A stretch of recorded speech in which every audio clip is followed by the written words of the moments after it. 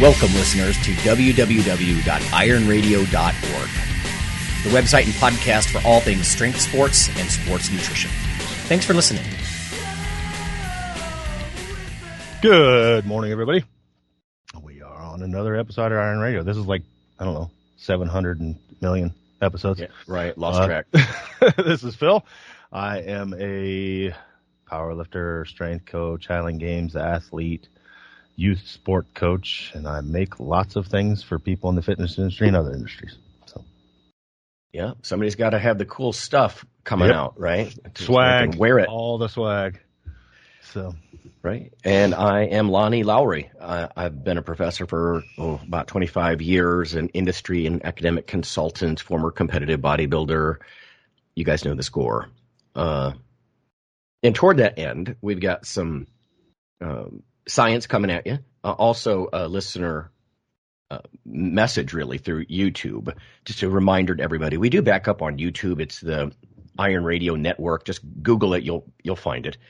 And you'll see all the episodes in there, plus some other goodies.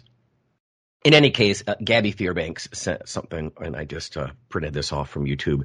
Hi, guys. Amazing show as always. I just wanted to share that I also drink apple cider vinegar. Okay, so this goes back to that.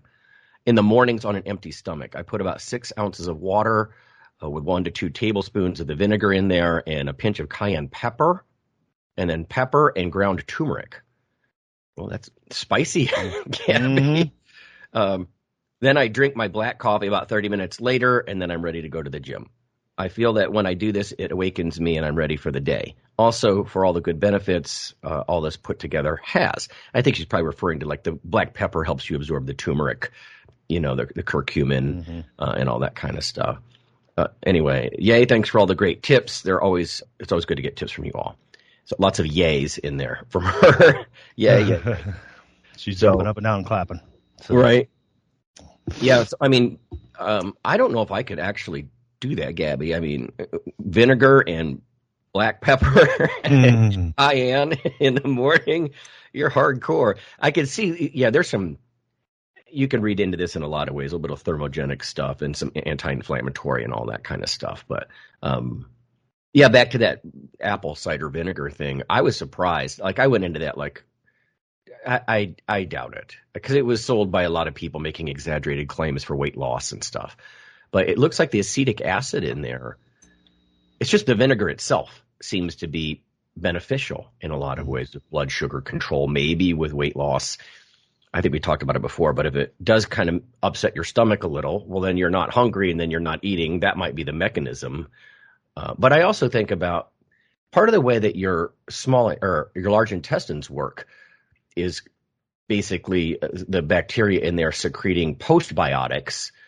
And I see a relationship to what's in apple cider vinegar with that. And I'm not talking about the mother and all that. That to me, that's an additional possible bonus. But I'm talking about the acetic acid itself, the acetate. Anyway, so thanks for that, Gabby. That's it's interesting to hear people like out actually doing this stuff. So, and the science from Dave Fryer. So thank you for this, Dave. Dave's always full of good stuff here. We have our hardcore group. He says, hi, guys, a couple things for you. I think you may be interested in the following. Apologies, I don't have access to the full paper. It's an abstract here. It says it's a small study, but double-blind, placebo-controlled. It would be interesting to know what the placebo was in this case. So this is from Medicine and Science in Sports and Exercise, which is the journal of the ACSM, right, the American College of Sports Medicine.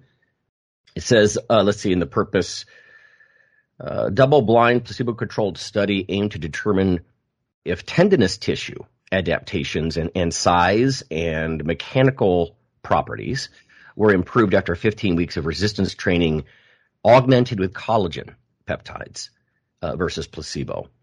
They took young, healthy, recreationally active subjects. They were randomized to consume either 15 grams of collagen peptides, so 19 of those guys, or placebo, 20 of those guys. Pretty standard kind of setup for a study, I think. Once every day during a standardized program of lower body resistance training 3 times a week. Measurements pre- and post-resistance training included the patellar tendon cross-sectional area, vastus lateralis aponeurosis area, So just think about some of the fascia connective tissue there. And patellar tendon mechanical properties during isometric knee extensions. The results, no between group differences were observed for any of the tendinous tissue adaptations to resistance training.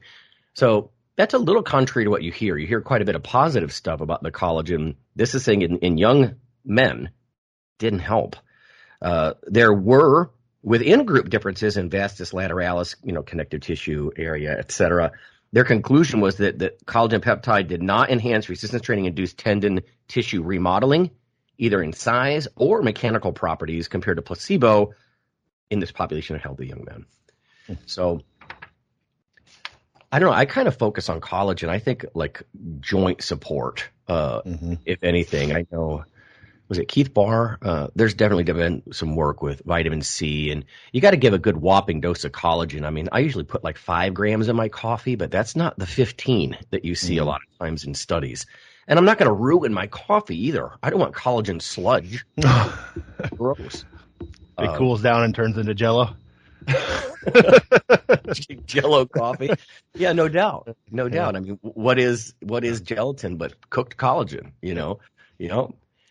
Well, so this one doesn't suggest many benefits. I don't know. I have this old guy mentality these days that looking back, like, well, when you're young, it could still be maintaining, and then that's not really what they're looking at. They're looking at actual benefits or more mechanical, advantage as far as the tissue growth and all that. Yeah, well, I think you said it the other week, Phil. It's a lot of this stuff. When you're young, you feel invincible, but it wouldn't hurt just to support the tissues. Yeah, like it didn't build them up like maybe they hoped, but they're young. And so maybe they're near their maximum. I think about that training principle of diminishing returns. Once you're already in really, really good shape, you're not going to have a lot of room to grow. Yeah. So maybe it's something like that. Whereas over time, it might actually help you out. It'd be hard to. That's a completely different hypothesis. You'd need like a 30-year study. Yeah, that's not going to happen. Yeah, no, that's it. It's no different than supplementing with like creatine. Like after a certain point, let's say a month, you're saturated. You're not going to saturate it more. You're going to maintain. Mm-hmm. Whereas, like with collagen, if you're young with healthy joints and healthy connective tissue, you're hoping to maintain, and maybe it's helping that. And we wouldn't know that without a 30-year study. Like, okay, these guys took collagen for 30 years. These didn't. Let's see where they're exactly. So, like, here's an MRI. Look, their joints are actually better off from all that. But you're not going to see it. Yep.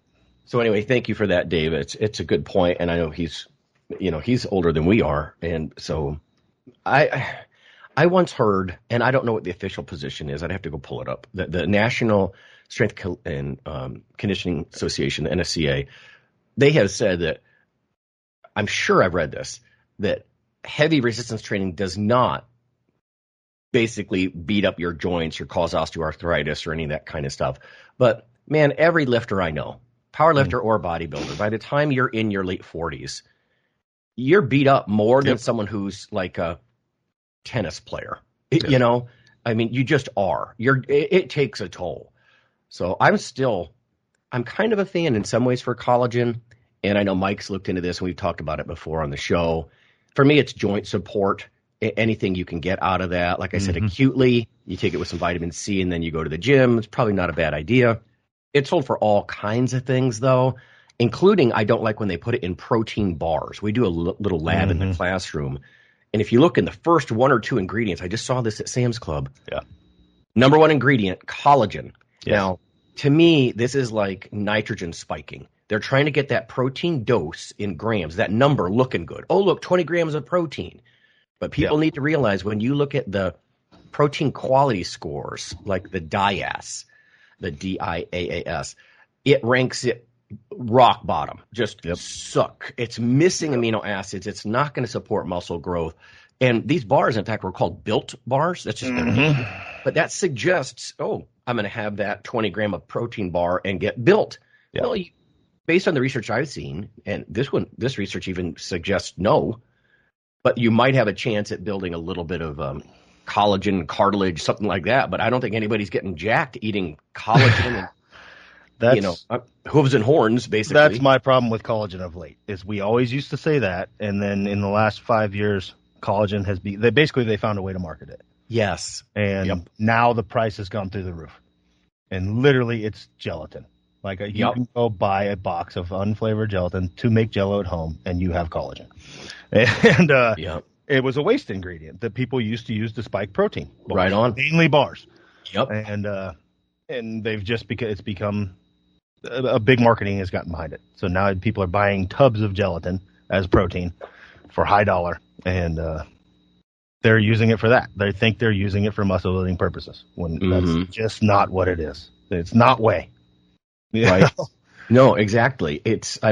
Whey is absolutely at the top of those protein quality scales. And I don't have the author on this. Yeah, I don't see any of the details of the authors or whatnot, but it's good to get some negative pushback, I guess is what I'm saying. Yeah. Because you're right. Even scientists, they kind of jump on the bandwagon. They get some company says, Vital Proteins, one of these bigger companies, hey, you want to do a study? And oh, look, they found something positive. They spun it in a positive way. I'm not saying everybody makes up data, but like Mark Twain used to say, there's 3 kinds of lies: lies, damn lies, and statistics. And they'll use stats and they can kind of frame stuff in a positive way. And they're under pressure from the funding source to do that, and so you do need to go and look and say, hey, what are any possible conflicts of interest here? Yep. Because you're right. They found a way to market it like, it might suppress appetite a little or supply building blocks for, joints and connective tissue. And then they run with it. And then even the scientists kind of run with it because that's the companies, they find a marketing message that hits, they make money, and then they fund studies. Yep. And it's not necessarily bad, but no, totally agree. Now, I will forgive for anybody who's listening and cares. If you look at the ingredients list on a protein bar, you can't just look at the nutrition facts or supplement facts panel. You got to look at the order of ingredients. If it's halfway down the list, there might be some collagen in there just to make it soft enough to bite into. We've all had protein bars that were just atrocious. Yep. But if it's the first or the second, those ingredients are in based on the proportion, on the amount that's in there. And so, that tells me that 20-gram protein bar, what is that, 15 of that's collagen? I'm just I'm not going to do that and think I'm supporting my muscles because I'm really not. Yeah, like you said, it's a great mouthfeel ingredient because whey, let's be honest, it makes a big chalky thing. Whereas the collagen will hold moisture and things like that. So it has its place in just to make the protein bar palatable. But it should not be a main ingredient to boost the protein. Unless if that was called joint bar or something instead of built bar. Yes.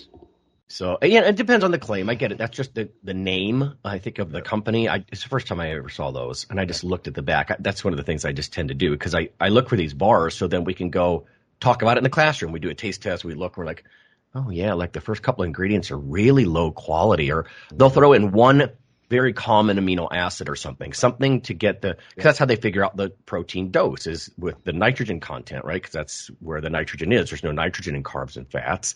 Yep. So, nitrogen spiking, it's a problem. So, you got to be careful. Glutamine and things like that, yeah. Yeah, exactly. They usually find the cheapest one. So. Right, the cheapest. Why not, right? Why wouldn't they do that? Because they're all about margin. I've seen that in the industry before. Is every penny matters per bar. Yep.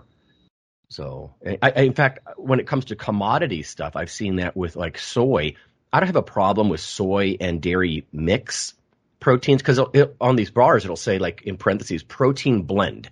And then everything in the parentheses is part of that blend. So it actually becomes kind of hard to even count 1, 2, 3, 4 down the ingredients list and see order of magnitude what's in there. But if you have a protein, if it's a dairy and soy blend, I don't have a big problem with that. If you want to throw in some collagen in there somewhere, that's fine. But first or second ingredient, man, I want to see dairy proteins. They're just the most anabolic. That's all there is to it. But even soy, what I was going to say from a commodity perspective, I've seen a lot of vendors. It's like half the cost of whey, or a good casein. So they're putting it in there because it's cheap. Yep. So, whole side conversation there for you, Dave, about that stuff. It's interesting that they didn't find anything. I'm kind of almost glad because we need some balance. Anyway, all right. That's all I've got as far as the news. Mike's traveling, everybody.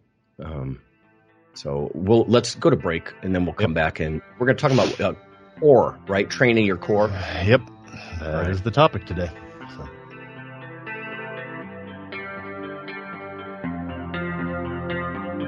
Hey everybody, Iron Radio is back, and in an expanded way. What can you expect? Well, first, you can get it simulcast every week on the nutritionradio.org network, as well as on the original podcast. It'll appear regularly on iTunes, Spotify, and all your favorite podcasting sites. We have a new Iron Radio / Nutrition Radio Facebook page as well. Please check us out. We're even backed up on YouTube. We hope that an expanded presence will get you the news, education, banter, and guests that's made Iron Radio's community so loyal from the start. You are appreciated. Okay, everybody, we're back. And like Lonnie said before the break, we are going to talk about the core. And I hate that term. I don't know why. I think it's just because it's overused. And it's usually used in a bad way as a marketing tool.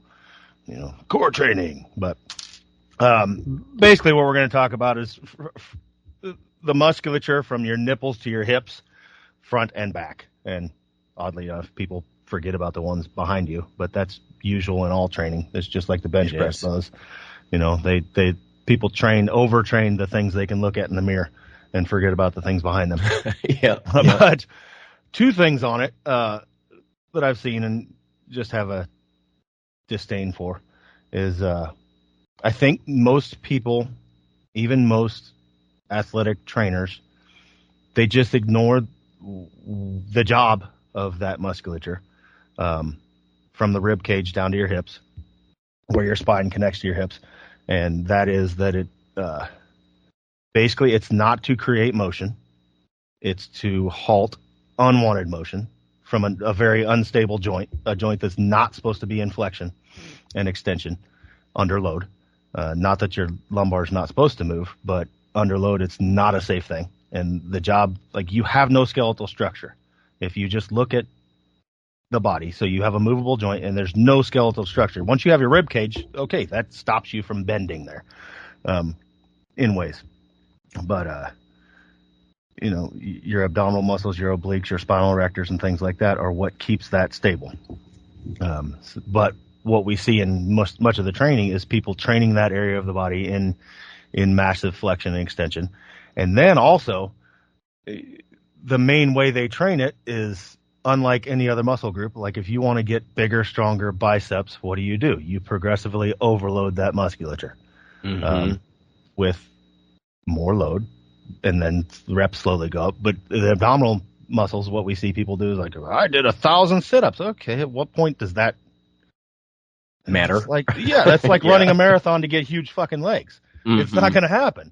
So what, you know, we don't see people training that except for in the powerlifting world.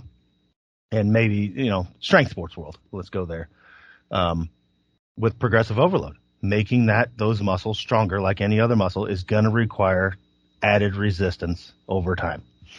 So, you know, Phil, one thought, I think bodybuilders are afraid to use traditional, like, weighted measures because they're all afraid of big weights. Yes, you know? But that's a different thing. So I think it's different in the bodybuilding world because, like you said, you're looking for aesthetics, you're looking for that thin waist, but that kind of went away, but it's coming back a little bit. Like if you look at the Arnold's day versus Ronnie Coleman's day, those dudes had thick, thick trunks. You know, so but you're seeing that come back. You're looking for that V taper again and things like that.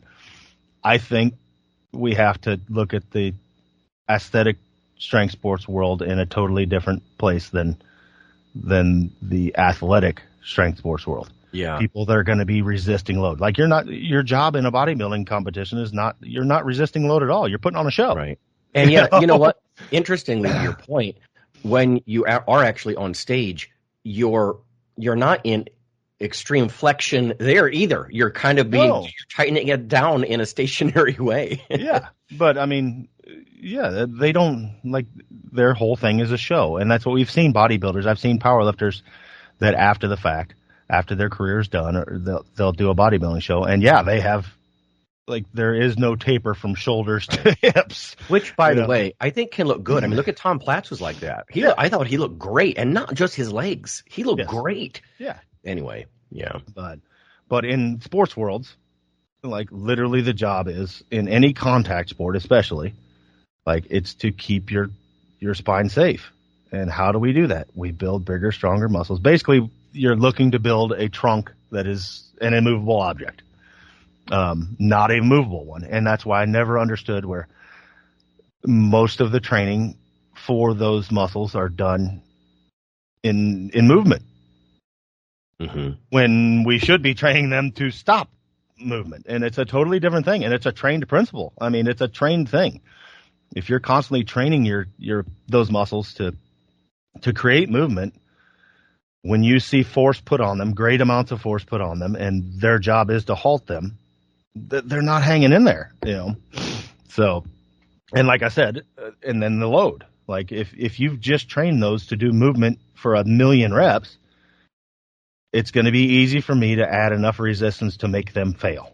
They just don't have the strength. They have the endurance, and we need endurance as an athlete. Yes, there is a point you need endurance. I'm not saying go out and do a bunch of 1-rep max. Right. You know, because they do have to endure. They probably have to endure more than any other muscle in your body against load. But there is a massive strength component. Like if a lineman's getting hit by another lineman, it needs to endure for 10 seconds or whatever it is. Mm-hmm. But it's still a massive amount of load that you're trying to halt. So it's an observation, I think, that, and we were talking about this before we hit the record button today, everybody, but for whatever reason in the gym, everything has been obsessed with spinal flexion, and when you look at sports, like think boxing, powerlifting, a lot of these things are stay stiff. You know, I mean, yeah, you might be able to float a little with your legs and your hips and whatnot, but yeah, you're trying to tighten down.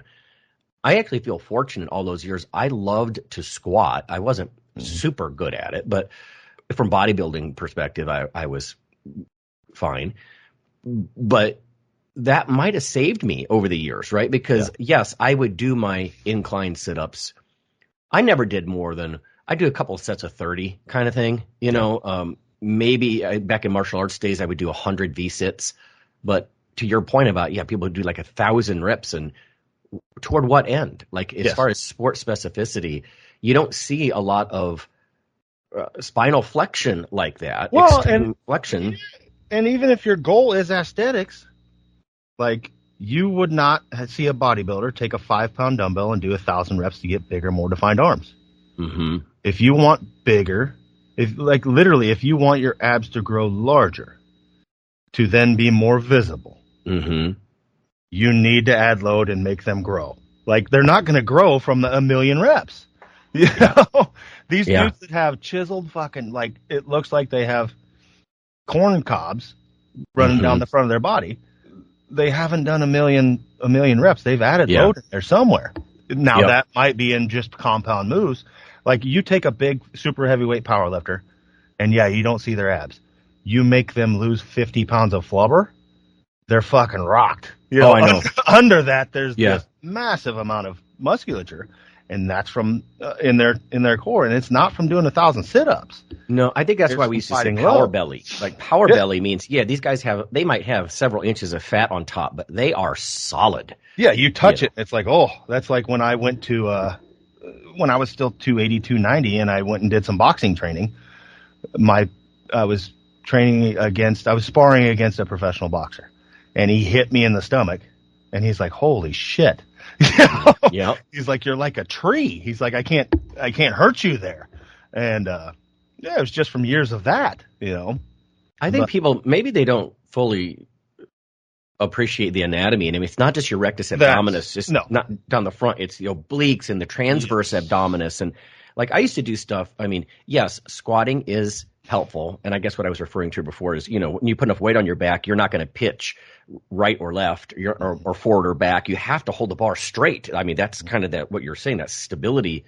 But I would also do stuff. I would put a 45-pound bar on my shoulders, just an Olympic bar, and I would do trunk twists, but I would stop it. I would rotate to the point, and then I would very abruptly stop in the front, like when it was toward pointing forward straight ahead, and then the other side, and it was more of that hoot, hoot, hoot. It was more about stability. Yes, enforcing stability. And that's what we'll get into too. I'd like to. Where's the rubber hit the road on this stuff? Okay, how should we train them? And that's one of them. That's a good move that nobody uses. But and I think that like I'm a power lifter by trade. I've loved powerlifting. I've done it for 20 years. I've competed at a high level. I'm also one of those people that doesn't think most powerlifter training is good for sport athletes. Like, we shouldn't train football players like powerlifters. That's not their job. Can they borrow some things from it? Yes. But I think this is one area that powerlifters do that translates well to sports. It's just having a strong core. Like, they battle for that because basically they're going to put 800-900 pounds on their back, and it needs to hold. That's like me right now. Now that I'm lighter, the problem I have in the squat, the reason I can't go in and squat 772 pounds, that's my best, is not my legs.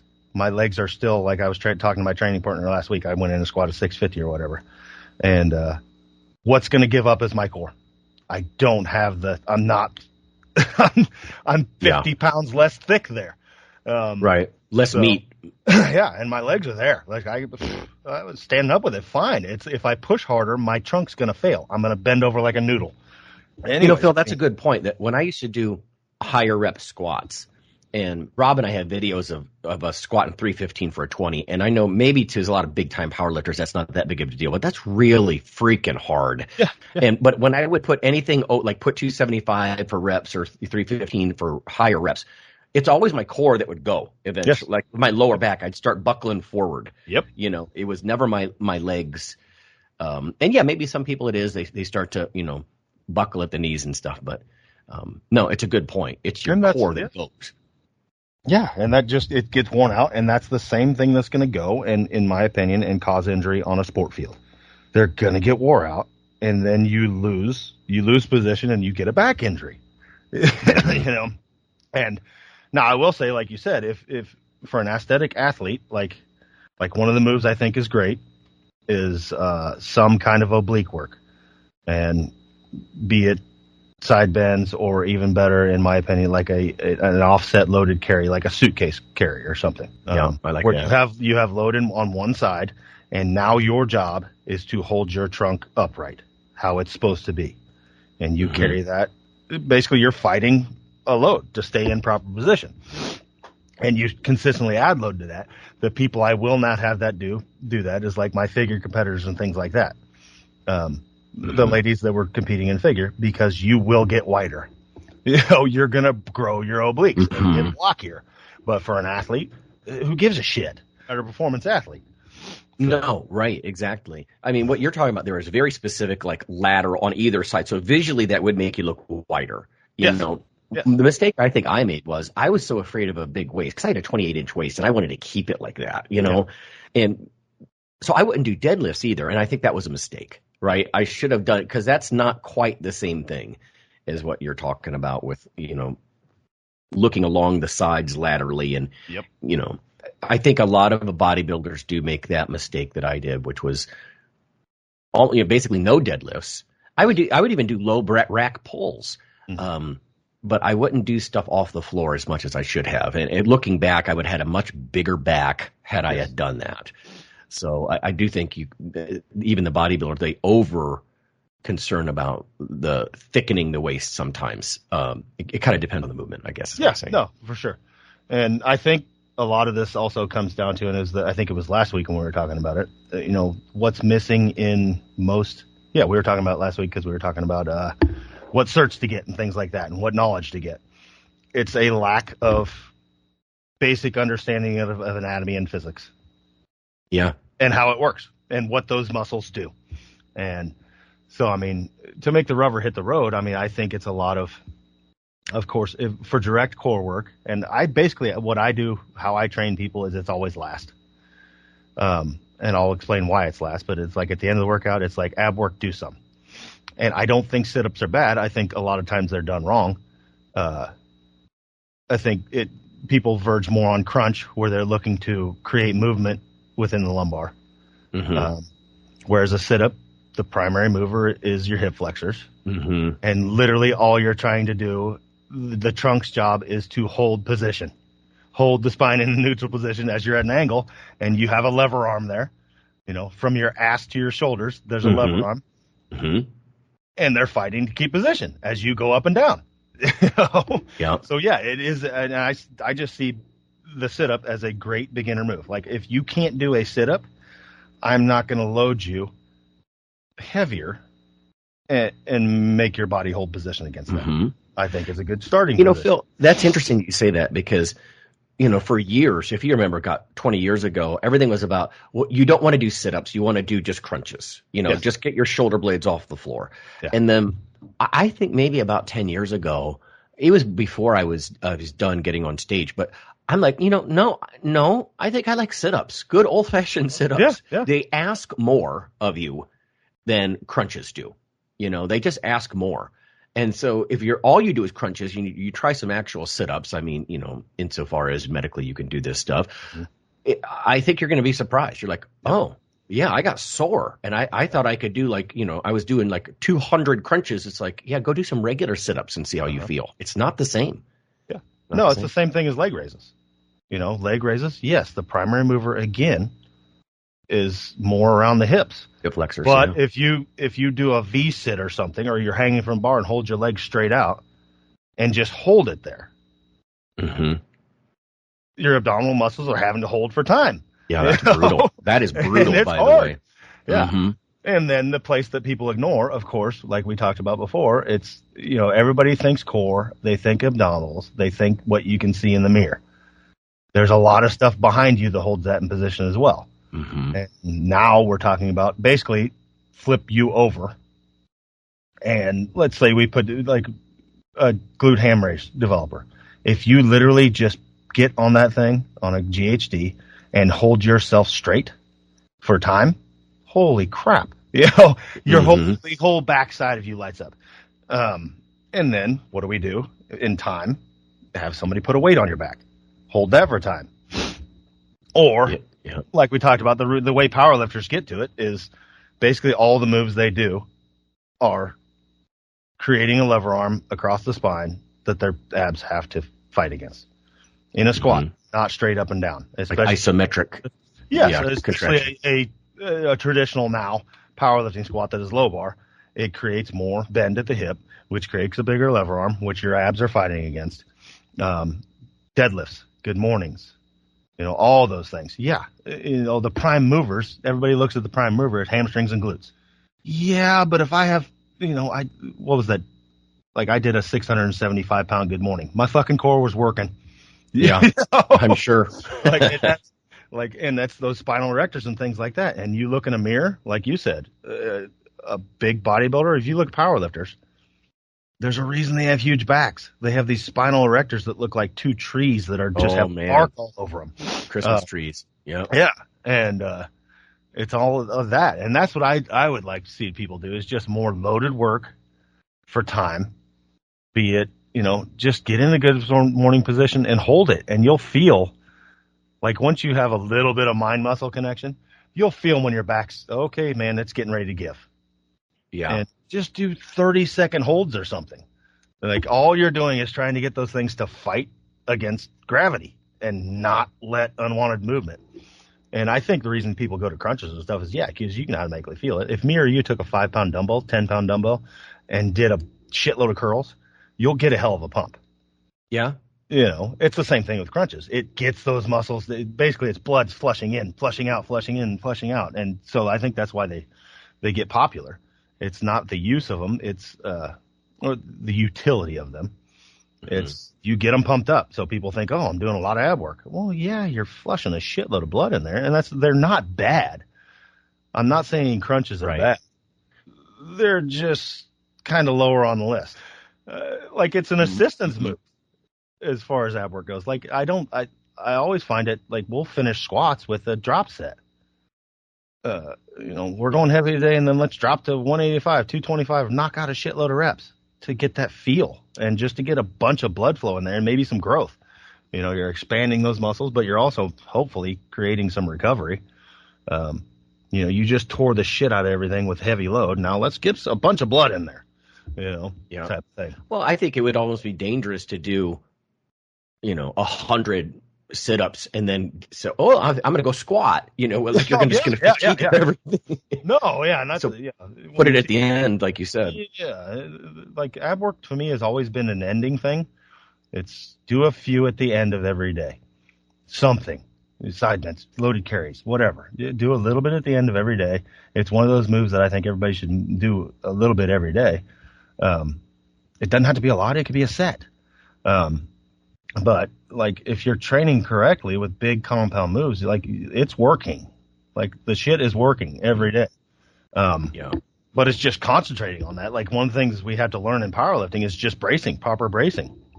And it's a learned skill. But I think for any athlete aside from maybe aesthetic athletes, like it's the way to go. But even with aesthetic athletes, you need to build that musculature in a progressively overloaded way.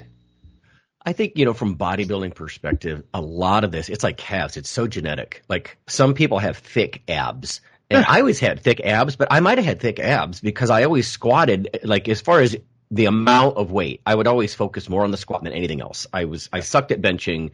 I didn't deadlift a lot, like I was saying, but squatting I always loved. Yeah. And so maybe because even when I was in the off season and carried plenty of extra fat, you could see my abs, and some people have more flat. Their rectus abdominis is just kind of flat. Yeah. And for those people just to be doing, like you said, endless 1,000 reps, why aren't you putting some load on there, bro? So you can thicken up those bands of muscle and you can see them. Yep. Some people have like different shaped ravioli abs we've heard, like you said, they're corn cob guys. It's the Flex Wheeler type that just, a 4-pack, a 6-pack. It can all look good, but there's got to be enough thickness between those tendinous inscriptions, that separates them. But yeah, you can see the guys with the thicker abs. Some of it's genetic, some of it's because of what they're doing. I always love to do hanging bar, straight leg raises. Mm-hmm. Yeah. And man, you're not doing 1,000 of those. I'll tell you right now, you're not going to do those like you do crunches. Yes. Because they are hard. They're the intensity, the load is tremendous. Or even, one of my favorites that people always freaked out about was like doing dragon flags, where you just get on a bench and you literally raise yourself up 4 or 5 inches off a bench. Mm-hmm. And the only thing touching is your shoulders. And you just hold there for time. You do one of those and tell me your core isn't working. You're holding a huge fucking lever arm, depending on how tall you are, of course. And you're just holding for time. And holy crap. Oh, yeah. Or even the one move that I see that is a movement-based move that I think is good for abs is the ab roller. And it's not the ending position of it. Everybody thinks, the ending position, they crunch up. It's like literally like you're everything just else. Creating one hell of a lever arm. When your hands are reached out over your head and you're in full extension. Yep. It's like a massive plank. And you know what? Just tears up your core. Let me just explain to everybody what Phil's talking, because if we haven't gone on about this much lately. If you think about a great way to look at lever arm, we're talking about resistance arm or lever arm. If you put a 5-pound dumbbell on the end of a ruler, that's going to feel certain heavy. If you put that 5-pound dumbbell on the end of a broomstick, that's harder, right? Yes. It becomes a challenge, right? So the further load, almost multiply the weight times the length. And like Phil said, if you have that roller out all the way over your head, arm's length, look at all that extra length that you're fighting with now. Yeah, and the easy way I explain this, like when I do seminars, is I usually there's a sledgehammer or something around that I can grab, and let's say it's a 5-pound hammer.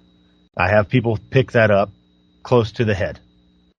Now grab that by the end. It's the same weight, like the head weight did not change. Mm-hmm.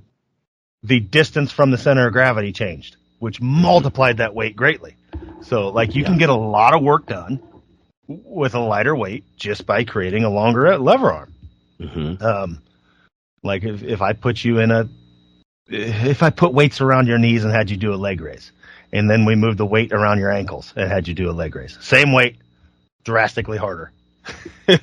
Yeah. So And Phil, I've never heard that applied to ab roller, the whole resistance or like lever arm argument. That's a good point, because it goes, the center of gravity changes, the resistance goes it doesn't stop at your head, it goes over your head. Exactly. Or a plank. You're doing a plank on your elbows. Okay, do a plank on an ab roller. Well, it also stretches you out. It also stretches those muscles out. Like your whole trunk is now stretched out and you're holding for time. In fact, that's one of the things that I thought over the years. It's just kind of I don't know if this is a real principle or this is just a Lowryism or what, but creating a lot of tension in a stretched position, to me, that drives growth, man. Oh, big time. And that's why it makes you so sore. It's just tearing things up. Sore as hell. Or So things like that, like there's easy things to do. And oddly enough, a lot of the best ab work is literally just holding. It's an isometric hold against resistance. Even overhead work. Did you mention I used to love, that's something else I did, probably accidentally, because bodybuilders do not look at the lifts. They look at them as sculpting maneuvers, a lot of times, not like in a progressive performance way, like at least not like powerlifters. But I would love to I would just put 135 on a bar, hoist it up to my shoulders, clean it up, and then just do freestanding military presses in the middle of the gym. Yep. And all that stuff is core, man. Yes. So it's just, maybe I was just lucky. There's a lot of people that lose the ability to, and you see this in the powerlifting world, and this is where, again, a bit off topic, but like the biggest traditional powerlifting move that I don't like for athletes is the bench press. I would rather have them press overhead. Mm-hmm. And because you see a lot of powerlifters that have trained powerlifting for a long time, they try to press and they can't because they've lost the shoulder mobility to put a bar directly over their head without getting in spinal flexion. They have to move at the lumbar, and then I've seen so many injuries that way. The lumbar moves into flexion. Those little discs aren't packed perfectly on top of each other, and the bad thing is the powerlifter is strong enough to put 350 over their head. Right. So, and then snap, a back injury happens. Mm-hmm. No, that's a good point too. When you're strong enough, if you get really, really good at one movement, I mean like elite good, you're totally strong enough to hurt yourself. So then you put yourself, and then a very average, like I kind of shitting on tennis players today, but like a tennis player isn't strong enough to apply those kinds of forces to the wrong area of the body. They're not as strong anywhere, but a powerlifter would be so good. Or, if you think about football, like I always look at linemen, that's more of a incline press. Yes. As opposed to like a straight or decline kind of bench press. Yes. So it just, inclines seem more functional in a lot of ways to me. Incline. Yeah, an incline or an overhead. Yeah, or overhead. Exactly. That's one thing when I go talk to football players. It's like, you guys don't run at each other fully erect and push each other. Right. You have to, when two 400-pound dudes are hitting each other, there's a big torso lean going on there. Mm-hmm. And it's more of a drastic incline or an overhead press that's happening. Mm-hmm. But, and like we said with the powerlifters, the problem is, like, there's transfer. There's transfer from every exercise. Like, if you're a 500-pound bencher, even if you never press overhead, you're going to put a lot of weight over your head because you have transfer from that. But now you've never done it. So it's all the other muscles in your body, usually your trunk, that's going to fail. Stabilizers. Because you can't stabilize it, and you're going to get in the wrong position under a massive amount of load. So, but like I said, that's another topic for another day. What's more important, overhead pressing. But just talking about core musculature, it's, and hell, one book that everybody can pick up is Dan John's Carried Away. Like, I view that whole book as a core training book. Doing farmers carries, suitcase carries, waiters carries, basically a load in one hand over your head.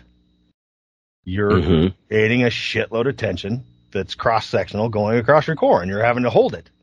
Like, and the way where I have people stop those things, it's like, okay, keep walking with that until you can't hold proper posture.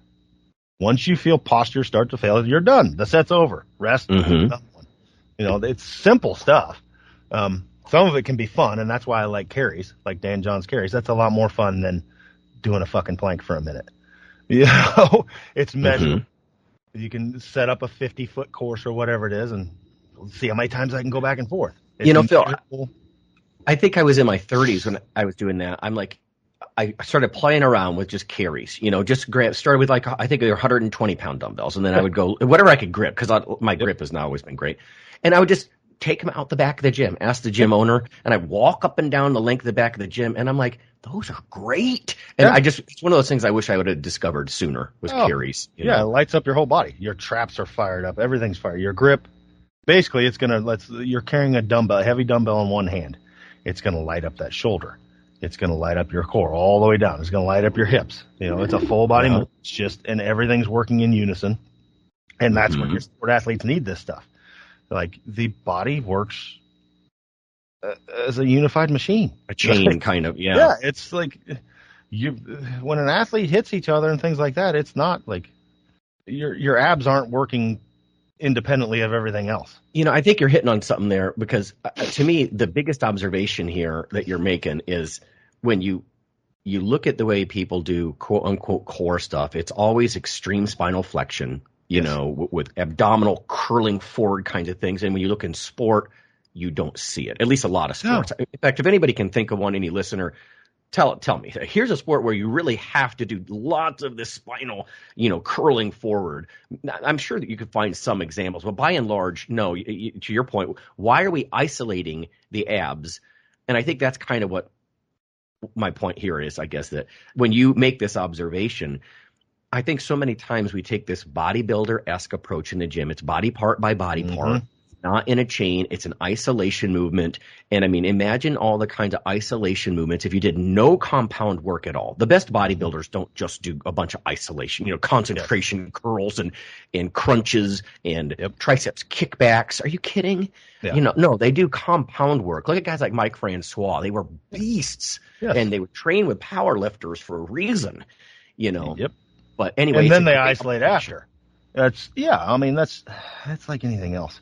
You get strong enough in big compound moves that isolation means something. Yeah, right. Is the problem. You need to be strong enough and that's the problem we see. We see beginners want to isolate. There's a big difference between doing curls with a 10-pound dumbbell and doing curls with a 60-pound dumbbell. Yeah. Yeah. So you need to earn your way up to those isolation moves by just getting the whole body strong enough. There's a big difference in between doing a sit-up and doing a sit-up holding a 100-pound plate. Right.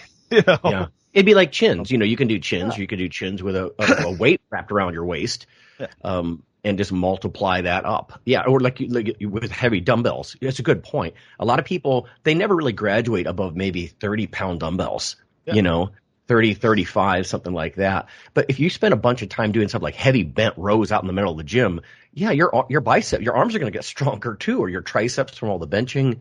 And then, the isolation stuff becomes accessory. But you're right. So many people, they start with isolation work because they look at this kind of simplified map of superficial anatomy, and they just isolate each thing. Yeah. In fact, until I started talking to you, it didn't even occur to me, because even in an academic setting, we kind of teach like that. Teach this, here's how to train your lats. Here's how to train your biceps. Here's how to train your quads or whatever. And we don't think about training a movement, right? So it's not leg day, it's deadlift. And that's important difference, right? Because deadlifts is way more than just your legs. You have to work in a coordinated pattern. Well, and that's where I think powerlifters came onto something that everybody can borrow, because they live in the compound movement world. But they learned to look for weak points. Like I'm doing a squat. I failed at 600 on squat. Why did I fail? So they were smart enough to start looking at that. Like, I just need to do more squats. Yeah, they need to do more squats. But what failed in that chain? I bent over at the waist. I need more core work. And, I couldn't do my lockout of my bench. The off the chest was strong. The lockout sucked. I need more tricep work. They started IDing what's breaking down in that chain of the movement. And I think more people need to do that. That's the things you can take from powerlifters into other sports and other things, and like ID. Okay, what went wrong? Yes, something went wrong. I suck at squat. What sucks? Like, what's breaking down first? Right. What's the first thing to go? Okay, I need to do, and that's basically they base their assistance work on the individual. Like, not everybody needs to do more good mornings. Maybe this guy needs to do more quad work, and that's what needs to go to across the fields. Movement-based training like that, it does kind of encourage analysis, right? Because, I mean, if you're doing lateral raises, well, I guess my deltoid went. Well, yeah, that's all that you're really doing there. Yeah. And powerlifters do a ton of isolation. It's after the fact. It's as an assistant. We call it assistance moves, not isolation. Yeah. You're drawing up weak points. And a lot of people, for a ton of people, especially people that are worried about saying tiny, it's from the nipples to the hips as far as load, and you need to train that stuff with progressive overload like everything else. Like those muscles are not just independently different than every other muscle in your body. You want them to get stronger. You want them to get bigger. Every muscle responds to two things, volume and load, and they go hand in hand, like you start going too far on the volume stage and you're not doing shit. You start going too far on the same thing. You go too far on just the load stage and you're not doing anything either. Right. So, yeah. And probably dangerous in that. Yeah. And then, the danger goes way up. That's the only good thing about reps. Like volume, tons of volume is inherently safe. It just sucks. Tons of intensity. It doesn't suck as bad. Like, oh fuck, I love doing singles. I wish I could do singles all the time, and just get better. It doesn't inherently say mentally hard, but it doesn't have the suck factor that, like you said. No, I would rather squat 700 once than 315 20 times. Like 315 20 times just sucks. It sucks. I actually, over the years, and this is a tangent, I know we're running close on time here, but I would gravitate toward like 5 rep sets. Anything more than that was just like high reps. I'm like, I suck at that. It's too hard. It's too hard. Yeah, and it's like, but it's fun. Like I would do them numerous times a year just to do it. You feel good after you're done. In the action of it, you're like, oh my God, this is horrible. So, but it's fun to, like, that time I did 500 for 16 on deadlift. Like I rarely go above three reps on deadlift. Right. But we did it just to see, and it was horrible. But after the fact, I was like, that was badass. Oh, it was. That's why Rob and I took that. That was back when cameras sucked, and I took a camera in the gym. I should put that on the YouTube channel or something. But I got pictures of me and Rob, videos of Rob and I doing that, squatting 315, because we're like, this is gonna suck. Let's film it. Yeah, exactly. And those are fun little tests. I mean, we don't live there. Like your training doesn't live there. I'm gonna do this once or twice a year and see if I live through it. But right, that's not a training program. No, right. And it is a good point about abs too. Why do people look at abs so radically differently from everything else? Yeah. Like they're not that different. They're just another muscle in your body, and all those muscles react roughly the same. Yeah, some of them are going to have more fast twitch, more slow twitch, whatever. But yeah. So. And like you said, why are athletes doing stuff more like planks, rollers, hanging carries, bar, straight legs, carries, and then squats and overheads, recognizing that is core work instead of just endless, crunches and spinal flexion. Like you don't need a fucking ab day. You're wasting your time. Like don't do an ab day. No, right. Yeah, good point. Unless you're training 7 days a week and like, okay, I need a break. That's your break day. But my other problem, and I guess I'll end with this, my other problem with ab days, and that's why I moved to having people do a little bit daily. No matter what day comes next, if you have an ab day, that day is going to suffer and be more dangerous. Yeah, it's going to suck. Like your performance is going to suffer because everything goes through your core. Like if you do an ab day, destroy your whole frickin' ab, and let's say this person's smart enough to actually do the backside, which most people aren't. Now, okay, tomorrow's squat day. Yeah, that's going to suck. Right. And your chance of injury is going to drastically go up because everything in your trunk is wore out. So, well, I've actually seen sore muscles. I've read literature. I actually saw this in my dissertation. You're like 15% weaker, and that's enough to be like, okay, now you just got hurt. That was not a good idea. Exactly. And that's why I think that's one of the few muscle groups that it's frequency training is a good idea. And also, like, what are you doing in life where that part of your body isn't working? Like, I can go around all day and not use my arms in a strong way. Like, oh, if I go on a hike, my fucking arms are just along for the ride. Yeah. You know, but my core's working. And if I'm doing lots of work overhead, picking up boxes or some shit, putting it overhead, my core's fucking working. Like, it is the one part of your body that is working all day, every day, as long as you're locomoting in some fashion. Not just it's a good argument to just go out and do something, right? If you want core work, it's really just the people who do frickin' nothing. Yeah. That become so sloppy and weak through the core. You've seen people like that. Like, it just looks like their abdominal wall just gave way, and but just go do something. Anything you're doing is going to involve your core. Yeah. Just do a little bit of something, and you're going to get it. And if you want a six-pack, go to the kitchen and change what you're doing. Diet. That's really what it is. Yeah. No doubt. So, that's a good topic. Yep, that was fun. So, all right, man. Okay, everybody. Have a wonderful day. I hope this helps some. See you next.